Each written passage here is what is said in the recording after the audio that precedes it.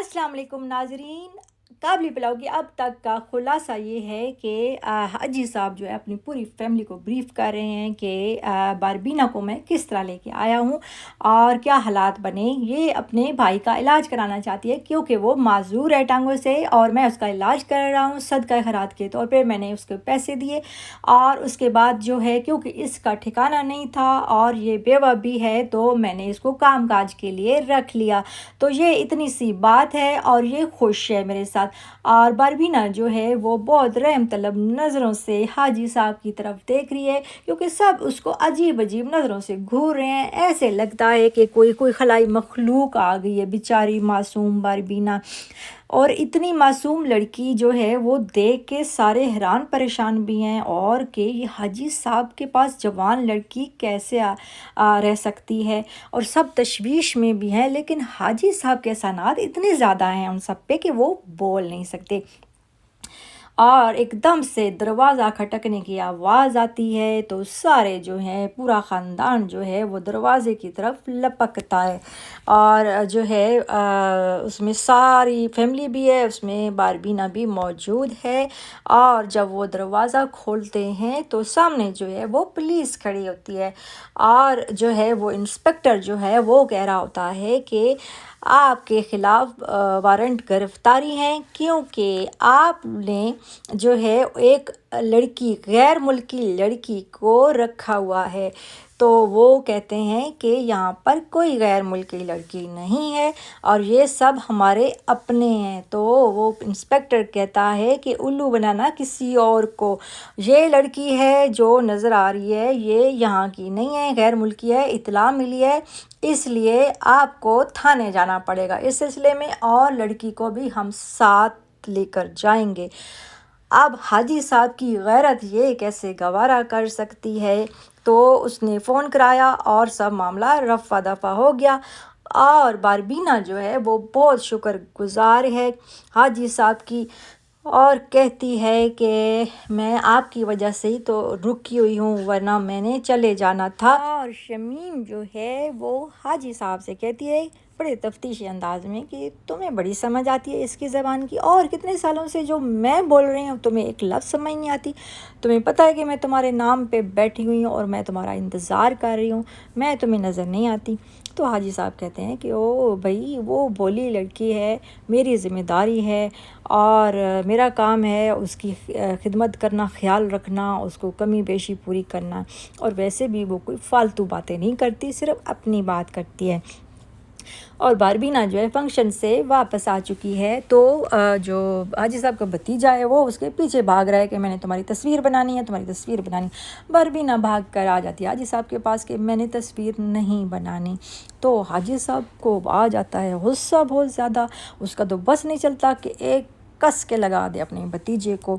और वो भतीजा भी हैरान हो जाता है कि हाजी साहब को इतना गुस्सा क्यों आ रहा है और वो कहता है चले जाओ, निकल जाओ, दफ़ा हो जाओ, अब मुझे दोबारा अपनी शक्ल ना दिखाना।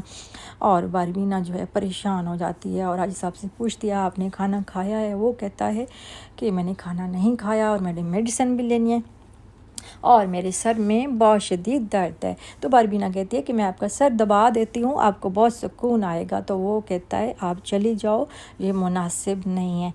तो वो कहती है कि हाजी साहब मैं गैर नहीं हूँ, आपके निकाह में हूँ, तो मैं आपको सर दबाऊँगी और पढ़ के फूंकूँगी तो इंशाल्लाह आपको आराम आ जाएगा।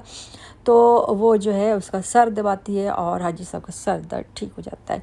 अगले दिन जो है वो हाजी साहब बारबीना को दिखा रहे हैं वीडियो और तस्वीरें अपने भाई की कि ये देखो तुम्हारा भाई चलने शुरू हो गया है। और बारबीना की खुशी की इंतहा नहीं रहती और उसको लगता है कि दुनिया का कोई ख़जाना उसके हाथ आ गया है। उसकी खुशी देखने वाली होती है और हाजी साहब उसको देख देख के खुश हो रहे होते हैं।